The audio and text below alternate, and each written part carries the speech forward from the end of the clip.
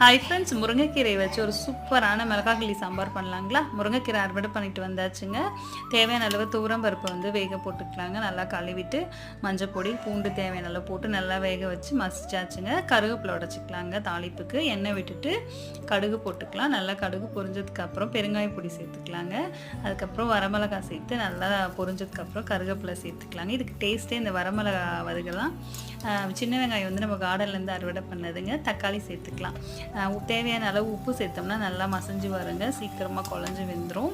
தக்காளி இப்போ நல்லா வதங்கிடுச்சுங்க. இப்போ தேவையான அளவு நம்ம முருங்கைக்கீரை வாஷ் பண்ணி வச்சுருக்கோம் இல்லைங்களா, அதை உள்ளே போட்டு கொஞ்சம் தண்ணி சேர்த்துக்கலாங்க. ஒரு அரைப்பதம் முருங்கைக்கீரை வெந்தாலே போதுங்க. பருப்பு வேக வச்சுருக்கோம் இல்லைங்களா, அதை எடுத்து உள்ளே போட்டு நல்லா கிளறணுங்க. இந்த குழம்பு ரொம்ப டேஸ்ட்டுங்க. சின்ன வயசுலேருந்தே நாங்கள் ரொம்ப விரும்பி சாப்பிடுவோம். இது பேரே வந்து எங்கள் பாட்டி அடிக்கடி செய்வாங்க ராகி களிக்கு. நாங்கள் இது அம்மாயி குழம்புன்னு தான் பேரே வச்சுருக்கோம். ட்ரை பண்ணி பாருங்கள்.